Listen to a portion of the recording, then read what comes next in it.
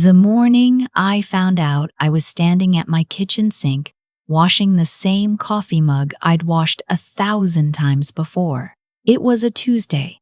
I remember because I always call my friend Shirley on Tuesdays, and I had been looking forward to it all morning. Something small to look forward to. That's what my life had become. Small things. My son's name is Brett. He's 41 years old, has his father's jawline, and, as it turned out, very little else of his father's character. His wife is Claudia. She teaches spin classes 3 mornings a week and spends the rest of her time redecorating a house she doesn't pay for. Their daughter, my granddaughter, is Penny. She's 9. She has a gap between her front teeth, and she laughs too loud. And I love her more than I've ever loved anything that didn't ask me for money. I'm 67.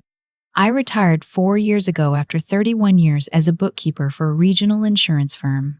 I was good at my job. I understood numbers. I understood exactly where every dollar went, and I kept careful records. And I never once confused sentiment with arithmetic.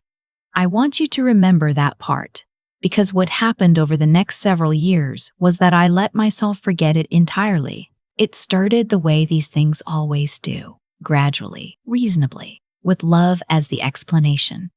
Brett and Claudia got married 11 years ago. The wedding cost $42,000. I paid for most of it because my husband Gerald had passed the year before and left me the house, the savings, and a life insurance policy that felt like guilt money. Money I didn't know how to spend on myself. Claudia's parents contributed $12,000. Brett contributed a playlist and a toast that made everyone cry. I didn't mind. I wanted them to have a beautiful beginning. Their first apartment, I co-signed the lease because Brett's credit wasn't strong enough on its own. That seemed reasonable. He was 29. People need help at 29. When Penny was born, Claudia stopped teaching full-time. That was fine. That was her choice. But Brett's salary at the marketing firm didn't cover what they'd grown used to spending. So I started helping with groceries. $200 a month at first, then $3. Then I was just paying the grocery bill directly because it was easier that way, Brett said. Easier to track. I tracked it. He did not. Over the years, the list grew the way vines grow. Slowly, then suddenly everywhere. I was paying their car insurance because the rate was better under my policy. I was covering Penny's after-school program because Claudia felt strongly about the particular one near their house, the expensive one. I paid for the family vacation to Myrtle Beach in 2022 because Brett said he needed something to look forward to. I paid for the interior painter Claudia hired because the walls, she said, gave her anxiety. I bought Penny school clothes every August. I bought Brett a laptop when his old one died. I helped with 2 months of rent in 2021 when Brett's firm had layoffs. Even though he wasn't laid off, he was just, he said, worried he might be. By last year, I had counted 47 recurring or semi-regular financial obligations tied to my son's family, not counting one-time things. 47. I remember sitting at this same kitchen table looking at my bank statements with my reading glasses on, and I thought, this is not generosity anymore. This is a budget line item. I have become their infrastructure. But I didn't stop. I told myself it was love. I told myself Gerald would have done the same. I told myself Penny needed stability. I told myself a lot of things at that kitchen table. The dinner happened in March. Brett had called a week earlier and said they were having people over, some colleagues of Claudia's, some neighbors, and that it would be a grown-up evening, his words. He said it in the same easy voice he used for everything, the voice that assumed I would simply understand and not ask follow-up questions. I asked one follow-up question. I asked if I was invited. There was a pause. A very short pause, but I've known Brett for 41 years and I know his pauses. Mom, it's just Claudia's planning a specific vibe. It's not really a family thing. I want to be very honest about what I felt in that moment, because I think it matters. I didn't feel angry right away. I felt something smaller and more embarrassing than anger. I felt like a child who has been told there's no room at the table. I felt like I should apologize for asking. Of course, I said, have a wonderful time. I hung up and I sat with that feeling for a while. 2 days later, Claudia posted photographs on her social media. I wasn't following her. Penny had shown me once how to look at public posts, and I don't know what made me look that night. Some instinct, some quiet dread. The photographs were beautiful. The table was set with candles, and the new centerpiece Claudia had ordered from an online shop. I knew because I'd seen the package on the porch when I dropped off Penny's birthday gift last month. There were wine glasses, the nice ones. There were 12 people around a table. The caption said, "An evening with the ones who fill your cup. So grateful for this little life we've built." I read it 3 times. The little life we've built. I paid for the table. I paid for 4 of the chairs. I had co-signed the mortgage on that house 6 years ago because they needed a second income to qualify. I paid for the paint on the walls in that dining room, the color Claudia had picked from a magazine, a soft sage green she'd described to the painter in language that implied she knew a great deal about color. I was not in any of the photographs. I was not mentioned in the caption. I was not included in the ones who fill your cup. I closed my phone and I did not sleep. I want to tell you what I did not do, because I think it's important. I did not call Brett that night. I did not send Claudia a message. I did not post anything on social media. I did not call Shirley and cry about it. I did not do any of the things that would have made me feel better in the short term and worse in the long one. I made coffee. I sat at my kitchen table, and for the first time in a very long time, I stopped lying to myself. The question I had been avoiding was simple: why am I doing this? And I had always answered it the same way. Because I love them, because family helps each other, because Penny deserves stability, because Gerald is gone, and this is how I stay close to something. But sitting at that table at 2 in the morning with my coffee going cold, I asked it differently. I asked, if I stopped tomorrow, if every payment stopped, every cosign, every card I ran at the grocery store, what would Brett say to me? How long would it take for him to call? I knew the answer. I had always known it. The conversation I had not expected happened 3 weeks later. I had driven over to drop something off for Penny, a book she'd asked for, a silly thing about a girl who discovers she can talk to horses. Penny opened the door before I even knocked, which meant she'd been watching for me, which still gets me in the throat if I think about it too long. We sat at the kitchen counter and she read me the first chapter out loud. Her voice goes up at the end of sentences when she's excited. She was very excited about the horse girl.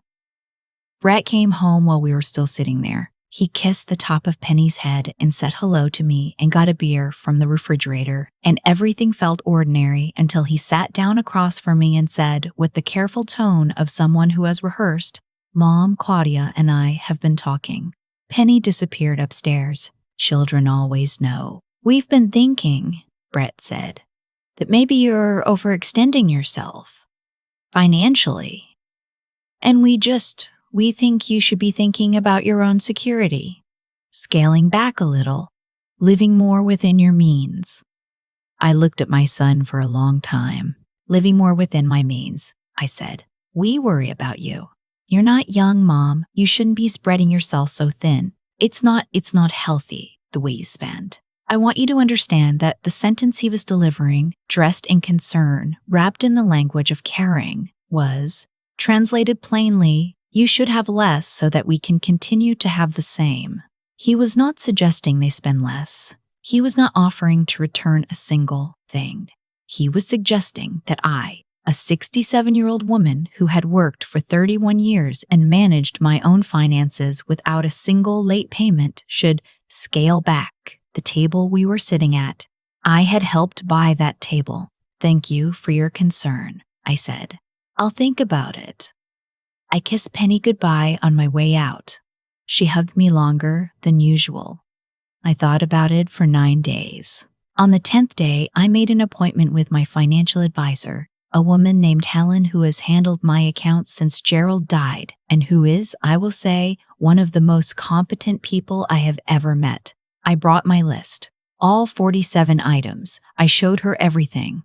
She did not blink, which I respected. She looked at the numbers for a long time and then she looked at me and said, "Dorothy, when did this become what it is?" I said slowly, and then all at once. She nodded. We talked for 2 hours.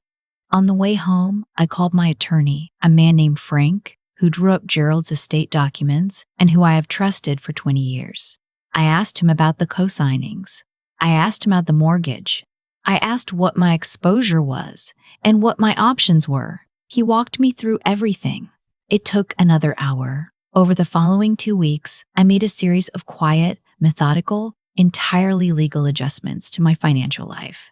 I contacted my insurance company and moved the cars off my policy.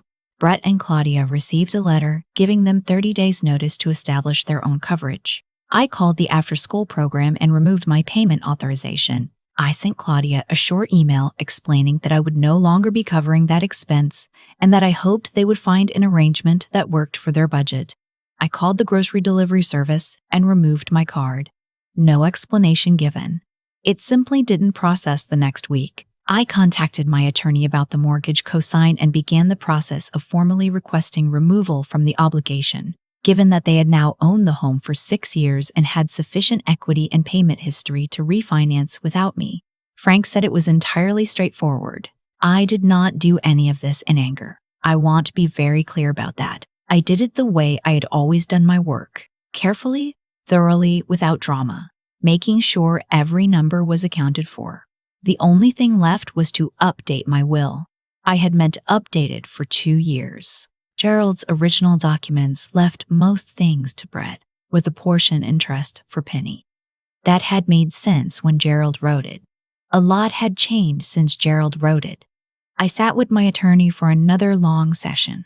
I thought about Penny, her loud laugh, her horse books, the way she had hugged me at the door like she was trying to tell me something. I restructured the will, the house, the savings, the remaining assets. I set up a trust for Penny. Brett was not excluded, but he was no longer the primary beneficiary of anything. I also increased the contribution I'd been quietly making to a savings account in Penny's name, the one I'd started when she was born and never mentioned to anyone. I did not tell Brett any of this. I simply did it. The first call came on a Thursday. I had been expecting it. I had made myself a pot of tea and I was sitting in the good chair by the window, the chair Gerald used to read in, the one I keep by the window because the light is nice in the afternoon. And my phone rang and it was Brett. "Mom." He didn't say hello. "What's going on?" "Claudia got an email about Penny's program and the insurance company called." "Yes," I said. "What do you mean, yes? Did something happen with your account?" "No," I said. "Nothing happened with your account?" "No," I said. "Nothing happened with my account. I made some decisions." A long silence. "What decisions?" "Mom, you can't just—" "The mortgage," Frank called me, he said. "I can," I said. And I did. "I've thought very carefully about taking your advice. You were right that I should be thinking about my own security. I've decided to scale back." I used his words exactly. Scale back. I used his words exactly. Scale back. I had been saving them. Another silence. Longer this time. "This isn't, Mom, this isn't what we meant. We weren't saying to cut everything off. We were saying," "Brett," I said very gently, "I'm 67 years old. I've been managing money since before you were born. I think I understand what I'm doing." He started to say something else and I said, "I love you. Give Penny a hug for me." And I hung up. I sat with the phone in my lap and I listened to the afternoon. A neighbor's dog barking. A car going past, the refrigerator making its small hum. I thought, I should have done this 2 years ago. Claudia called that same evening. I let it go to voicemail. She left a message that was, in places, very articulate. She used words like blindsided and stability and, twice, Penny's well-being, as though Penny's well-being were a tool she could pick up and point at me. I saved the voicemail, not out of bitterness, just because I had spent a long time doubting my own memory and I thought it might be useful to have a record.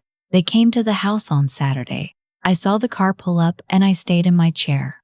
I let them knock. I went to the door and opened it, and I stood in the doorway. I did not step aside, I did not gesture them in, and I said, "Hello, Brett." Claudia looked like she hadn't slept well. Brett looked like a man who had been convinced he was about to handle something and was now realizing he wasn't sure how. "Mom, can we come in?" "Of course," I said, but I kept my hand on the doorframe for just a moment longer than was comfortable. Small things matter. I had learned that from 47 line items. We sat in the living room. I did not offer coffee. This was deliberate. They talked. There was a great deal of talking. Claudia said that she felt I had acted impulsively, that these changes affected their whole family, that they understood I might have been upset about something, but that surely we could talk it through. She said the word boundaries in a way that suggested she had recently read a book about them and had arrived at the conclusion that I was the one who needed to establish some. Brett said he loved me. I believe he meant it, in whatever way he is capable of meaning it. I waited until they were both quiet. Then I said, 3 weeks ago, you told me I should think about my own security. You told me I was overextending myself. I took your advice. That's all that's happened here." "That's not," Claudia started. "I'm not finished," I said. She stopped. "I have loved this family my whole life. I loved your father," I said to Brett, "and when he died, I poured everything I had into staying connected to you, into being useful, into making myself necessary." I paused. I had not planned these words. They were just there, waiting. I thought that was what love looked like. I've been reconsidering. The room was very quiet. "I am not punishing you," I said. "I am not angry. I am simply making different choices. You are both capable adults with jobs and a home and a child who adores you. You will figure it out. I have great confidence in you." That last part, I'll admit, I delivered with perhaps slightly more serenity than was strictly necessary. The weeks after that were strange. Brett called a few more times. The conversations were shorter each time, and less about money and more about, I think, him trying to find a version of me he was used to. The version that filled in the gaps. I wasn't that version anymore, and I wasn't going to be, and he was slowly understanding that. Penny called me one afternoon from her own little tablet, the one I'd given her for her birthday. She said, "Grandma, Mom and Dad seem stressed." I said, "I know, sweetheart." She said, "Are you okay?" I said, "I'm really good, actually." She said, "Good," in the satisfied way that children have when they've confirmed something they already suspected. We talked about the horse book for 20 minutes. She'd finished it and wanted to find the sequel. What I know now that I did not know a year ago is this: there is a kind of love that stops being love when it becomes expectation. When you give, and the giving becomes invisible, not appreciated, not even really noticed, just assumed, like a utility, like running water, that is not love anymore. That is a system. And systems can be changed. I am not a cautionary tale. I am not a sad story. I am a 67-year-old woman who spent 31 years understanding money and then spent 10 more pretending she didn't, because it was easier than facing what the numbers actually said. The numbers said I had made myself indispensable in ways that did not make me feel valued. The numbers said I was at a dinner party I hadn't been invited to. The numbers said that "we worry about your spending" was not concern. It was a request. I heard the request. I just answered it differently than they expected. My house is quiet in the evenings now. I sit in Gerald's chair. I call Shirley on Tuesdays. I take a watercolor class on Thursday mornings, and I am genuinely terrible at it, and I find this very freeing. Last month, Penny came for a sleepover. Just her, just us. We made pancakes for dinner because she said breakfast food tastes better at night, and she's not wrong. She fell asleep on the couch halfway through a movie, and I sat there with the lamp on, and I thought, this is mine. This is the thing that actually belongs to me, not because I paid for it, because she wanted to be here. There's a difference. I understand that now. I wish it hadn't taken me so long, but I'm here now, and that will have to be enough. And some days, most days, actually, it is more than enough. It is everything. I used to think that love meant filling every gap you saw. Someone needed something, you provided it. Someone struggled, you stepped in. That was the equation I had lived by for most of my adult life.